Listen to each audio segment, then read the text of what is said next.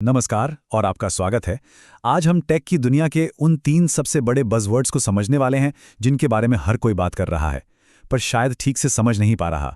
तो चलिए सीधे सबसे बड़ी प्रॉब्लम से ही शुरू करते हैं। AI, machine learning, deep learning. ये शब्द अक्सर ऐसे इस्तेमाल होते हैं मानो एक ही चीज़ हो, लेकिन सच तो ये है कि इनमें ज़मीन आसमान का फ़र्क है।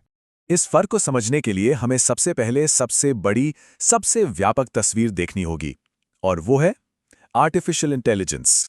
एआई असल में एक बहुत बड़ा लक्ष्य है, चीज़ों को स्मार्ट बनाने का विज्ञान, और ये कोई नई बात नहीं है। ये 1950 के दशक से चला आ रहा है। इसका मकसद बस इतना है कि मशीनें भी इंसानों की तरह सोच सकें, सीख सकें और प्रॉब्लम सॉल्व कर सकें। अब यहाँ एक बहुत ही दिलचस्प बात है। ज़रूरी नहीं कि हर एआई सिस्टम डेटा से सीखे। कुछ सिस्टम बस बहुत सारे पहले से तय किए गए रूल्स पर चलते हैं। सोचिए एक शतरंज के कंप्यूटर की तरह। वो बहुत स्मार्ट है, लेकिन वो नए डेटा से सीख नहीं रहा, बस अपने प्रोग्राम किए गए नियमों को फॉलो कर रहा है। इस तरह का एआई हम हर रोज देखते हैं। कस्टमर सर्विस देने वाले चैटबॉट से लेकर एडवांस रोबोटिक्स तक सब इसी बड़ी एआई कैटेगरी का हिस्सा हैं। तो ठीक है, एआई तो हो गई बड़ी पिक्चर। अब एक लेवल और अंदर चलते हैं और देखते हैं कि ये सब होता कैसे है। यहाँ एंट्री होती है मशीन लर्निंग की, जो कि एआई हासिल करने का एक बहुत ही खास तरीका है। यहाँ जो सबसे ज़रूरी शब्द है वो है सीखना। रूल्स पर चलने वाले एआई से बिल्कुल अलग, मशीन लर्निंग सिस्टम का पूरा फोकस डेटा में पैटर्न खोजने और उनसे सीखने पर होता है। इन सिस्टम्स को सिर्फ प्रोग्राम नहीं किया जाता, बल्कि इन्हें ट्रेन किया जाता है। और जैसे हम अनुभव से बेहतर होते हैं, वैसे ही ये सिस्टम्स जितना ज़्यादा डेटा मिलता है, उतने ही होशियार होते जाते हैं। नेटफ्लिक्स पर अगली कौन सी मूवी देखनी है, या ईमेल में स्पैम मेल अपने आप अलग कैसे हो जाता है, ये सब मशीन लर्निंग का ही कमाल है। आज हमारी जिंदगी का एक ज़रूरी हिस्सा बन चुका है। तो मशीन लर्निंग असल में सीखता कैसे है? इसके 3 मुख्य तरीके हैं, चलिए उन पर एक नज़र डालते हैं।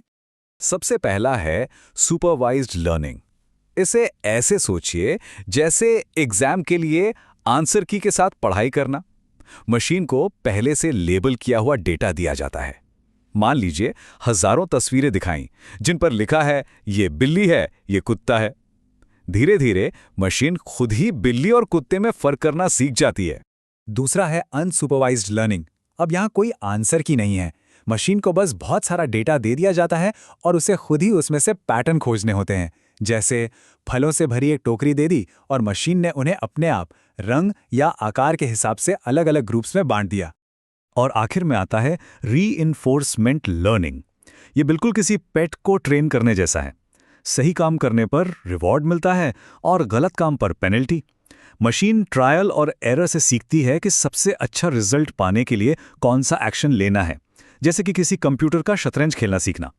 चलिए अब मशीन लर्निंग के भी और अंदर चलते हैं, एक ऐसे सबफील्ड में जिसे आज सबसे पावरफुल माना जाता है, डीप लर्निंग।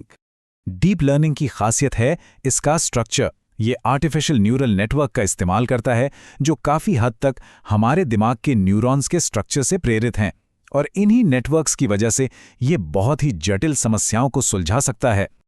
लेकिन इस पार के लिए 2 चीज़ें चाहिए, बहुत ज़्यादा डेटा और उसे प्रोसेस करने के लिए ज़बरदस्त कंप्यूटिंग पावर, जैसे कि जीपीयूज़।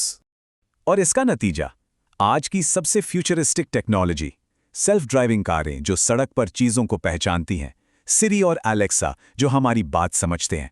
यहाँ तक कि मेडिकल फील्ड में बीमारियों का पता लगाने में डीप लर्निंग का बहुत बड़ा हाथ है। तो चलिए अब इन सभी टुकड़ों को एक साथ जोड़ते हैं ताकि पूरी तस्वीर एकदम साफ हो जाए। तो सबसे ज़रूरी बात यह है कि सारा डीप लर्निंग मशीन लर्निंग है, लेकिन सारा मशीन लर्निंग डीप लर्निंग नहीं है। और सारा मशीन लर्निंग एआई है, पर सारा एआई मशीन लर्निंग नहीं है। इसे समझने का सबसे अच्छा तरीका है रशियन नेस्टिंग डॉल्स।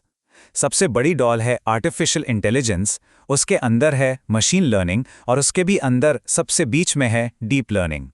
ये टेबल इस फर्क को और भी साफ करती हैं। दायरा, डेटा की ज़रूरत और इस्तेमाल, तीनों में कितना बड़ा अंतर है यहाँ साफ दिखता है। एआई सबसे बड़ा दायरा है, एमएल डेटा से सीखता है, और डीएल न्यूरल नेटवर्क का इस्तेमाल करके सबसे मुश्किल काम करता है। अब जब ये सारे शब्द साफ हो गए हैं तो सवाल ये उठता है कि ये अंतर जानना इतना जरूरी क्यों है, खासकर करियर और बिजनेस के लिए। देखिए, इन लेयर्स को समझने से ही करियर के रास्ते साफ होते हैं। एक एआई स्ट्रैटेजिस्ट बड़ी पिक्चर देखता है, एक मशीन लर्निंग इंजीनियर प्रिडिक्शन के लिए मॉडल बनाता है, और एक डीप लर्निंग इंजीनियर वो कंप्यूटर विजन जैसे कटिंग एज कामों के लिए कॉम्प्लेक्स नेटवर्क डिजाइन करता है। हर रोल की अपनी जगह है।